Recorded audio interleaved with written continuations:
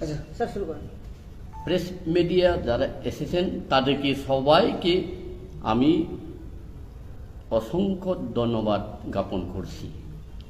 আজকে আমরা এই প্রেস মিডিয়ার সামনে উপস্থিত হলাম। আমাদের এখানে উপস্থিত আছে আমাদের এমএলএ প্রশান্ত দেববর্মা জিএস এবং Bidhan Debbarma AGS, Amit Debbarma AGS, Jafu Debbarma AGS IPFT. আমি অবুর দেববর্মা জিএস।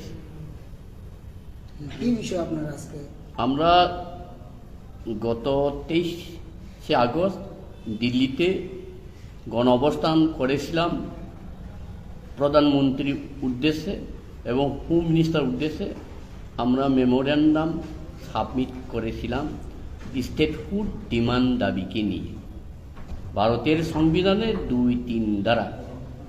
এবং আমরা শুধু এই বছরে নয়, গেল 2009 থেকে আজ অবধি আমরা বিভিন্ন সময় বিভিন্নভাবে আন্দোলন করেছিলাম এই স্টেটহুড দাবি নিয়ে। এবং ইহার পরবর্তী সময় 28 তারিখ সর্বভারতীয় সভাপতি জেপি নাড্ডার সাথেও সাক্ষাৎ করেছিলাম স্টেট গেস্ট হাউসে এই দাবিকে কেন্দ্র করে। এবং এই দাবিকে আমাদের বাঁচার জন্য এই দাবি যেন ত্বরান্বিত করা হয়, কারণ ঐতিহাসিক কারণে আজকে ত্রিপুরায় আমরা সংখ্যালঘিষ্ঠ থেকে লঘিষ্ঠ হয়েছে। এই ইহার রক্ষার্থে এবং আগামী 2060-এর মধ্যে আমরা 0% হয়ে যাবে। এখন আপনারা বিজেপি আমাদেরকে রক্ষা করুন স্টেটহুড দিয়ে। যেহেতু আপনারা উত্তরাঞ্চল, উত্তরাখণ্ড, ছত্তিশগড়, ঝাড়খণ্ড দিয়েছিলেন 2000 এবং পরবর্তী সময় কংগ্রেসও দিয়েছিল তেলেঙ্গানা, এবং এর পরবর্তী সময় আপনারা লাদাখও দিয়েছিলেন 2019-এর 4ই আগস্টের। সেই দিন পার্লামেন্টে বিরাট কম্পমান হয়েছিল এবং 371 ধারাকে বাতিল করে দিয়েছিলেন। কাজে এখন আমাদেরকে বাঁচার পথ করে দেন এবং আপনি আমাদের ব্যাপারে আন্তরিকতা সহিত বিবেচনা করুন। এরপর উনি মোটামুটি রেসপন্স দিয়েছেন এবং আমাদেরকে বলেছেন যে বিজেপি আইপিএফটি দুনো পার্টি যৌথভাবে কাজের অগ্রগতির জন্য কাজ চালিয়ে যাবেন। আমাদের করণীয় আমরা করছি, এভাবে উনি বলেছেন। এখন আপনারা কি মনে করতেছেন, এটা হইব? কেন অসম্ভব কিছু নেই। ইন্দিরা গান্ধী যখন 60 দিয়েছিল, আমার এখনো স্পষ্ট মনে আছে 1983 সালে পিয়ার লস্কর পার্লামেন্টে বলেছিলেন ত্রিপুরাকে 60 দেওয়ার ক্ষেত্রে ভৌগোলিকভাবে ফিজিবল না, এটা দেওয়া যায় না। কিন্তু 1984 সালে 23শে আগস্ট সেই 60 হয়েছিল। না হওয়ার মতো কোনো কারণ নেই, কারণ ইংরেজিতেও বলা আছে necessity mother of the invention. আপনারা সঙ্গী হয়েও আজকে 5 বছর অতিক্রান্ত, প্রায় সামনে আবার ইলেকশন চলে আসছে। এখন আপনারা আসলে তো আপনারা জোট হয়েছিলেন আপনাদের দল, তো সেটা নিয়েই সেই দাবিটাকে সামনে রেখে এখনো পর্যন্ত হয়নি কেন? আপনারাই তো সরকার। অ্যাকচুয়ালি এই দাবি হয়নি এরকম নয়, অনেক কিছু হয়েছে যেটা আপনারা নিশ্চয়ই জানেন। মানে যে দাবিগুলো তো আমরা ছাড়ছি না। গেল 28 তারিখে আমরা দাবি প্লেস করেছিলাম, 23 তারিখও প্লেস করেছিলাম। একটা সময় সাপেক্ষে এটা হওয়ার একটা টাইম আছে, নিশ্চয়ই টাইম এখনো হয়নি। এবং কিছু কিছু ক্ষেত্রে তো অগ্রগতিও করেছেন, যেমন মহারাজা বীর বিক্রম কিশোর মাণিক্য বাহাদুর নামে এয়ারপোর্ট হয়েছিল। এটা তো আপনাদের জোট হওয়ার কোনো প্রতিশ্রুতি ছিল না।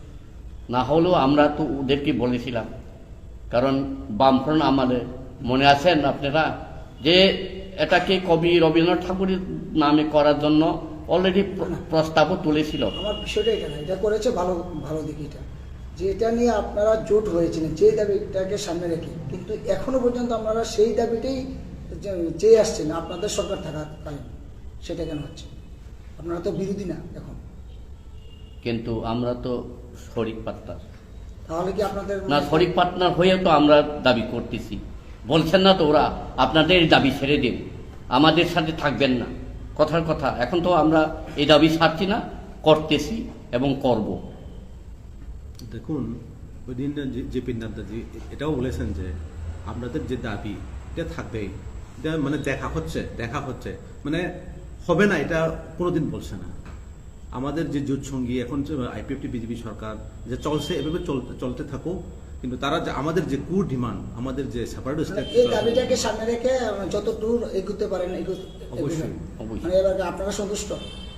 এতে? আপনারাও তিপ্রাল্যান্ডের দাবি রাখছেন, তিপ্রা মতো গ্রেটার তিপ্রাল্যান্ডের দাবি রাখছেন, কিন্তু আপনারা বিভিন্ন ক্ষেত্রে দেখা গেছে বিগত নির্বাচনগুলোতে আপনারা ব্যর্থ হয়েছেন, আপনাদের ফলাফল সেভাবে আশানুরূপ হয়নি। এডিসিতেও তিপ্রামাথা ক্ষমতায় চলে আসে, বিজেপি আপনাদের সঙ্গে 50% আসনে সমঝোতা করেছে, কিন্তু আপনারা একটিতেও জয়লাভ করতে পারেননি। কোথায় আপনাদের ব্যর্থতা?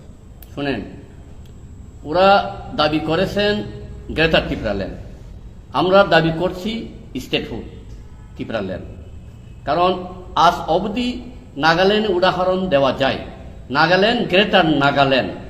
কারণ একটা স্টেটহুড না পাওয়ার আগে, ত্রিপুরাল্যান্ড না পাওয়ার আগে গ্রেটার ত্রিপুরাল্যান্ড হওয়ার অনেক মুশকিল।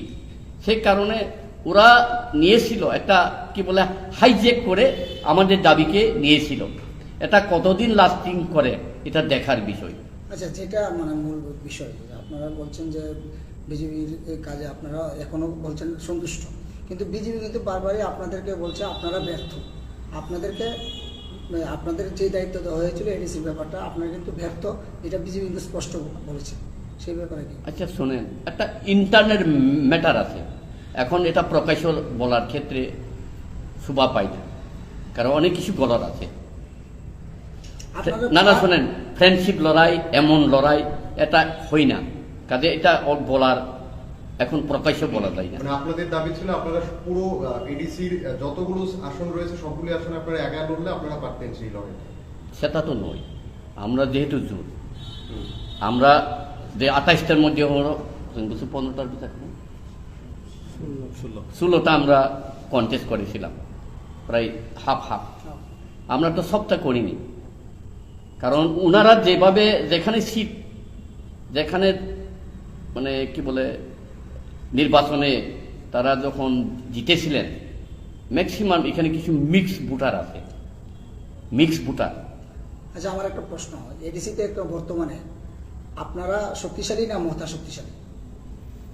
আইপিএফটি শক্তিশালী না মমতা শক্তিশালী? এটা পরবর্তী সময় দেখা যাবে, কারণ আপনাদের রাজনৈতিক বিশ্লেষণ কি? আমাদের বিশ্লেষণ আমরাই শক্তিশালী, কারণ আমরা সত্য পথে চলছি। আমরা পাওয়ারে আসার জন্য মানুষকে কি বলে মিথ্যা প্রতিশ্রুতি দিয়ে আমরা এখনো নির্বাচনে নামিনি। ভবিষ্যতে যদি মথা বিজেপি জোট করে তাহলে আইপিএফটির ভূমিকা কি থাকবে?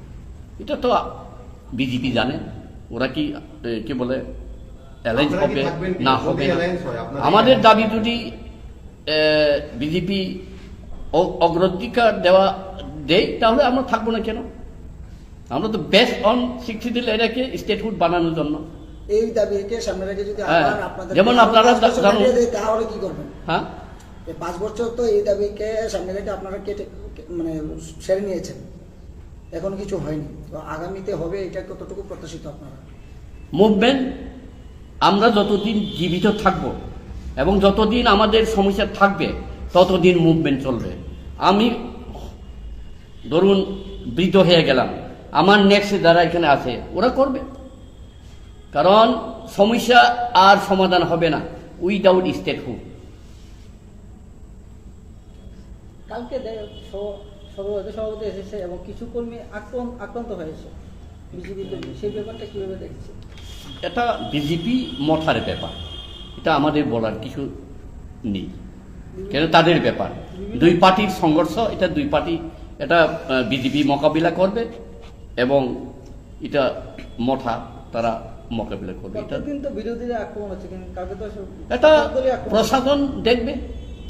প্রশাসনের ভূমিকা নিয়ে কি বলবেন? হ্যাঁ? কাজ করছে প্রশাসনের ভূমিকা নিয়ে কি বলবেন? এটা মনে হয় প্রশাসন স্টেপ নিতে পারে, এখন তো প্রশাসনের ব্যাপার, এটা তো আমি তো প্রশাসক নই, এটা আমি কেমন বলবো।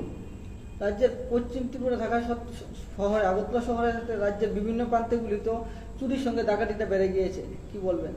এটা সব প্রশাসনের ব্যাপার, কারণ আমি তো প্রশাসক নই। আচ্ছা, অনেকেই বলছেন যে নির্বাচনের আগে নাকি তিপ্রামথার মধ্যে আইপিএফটি দল পুরো মিশে যাবে এবং এটার প্রক্রিয়া নাকি শুরু হয়েছে।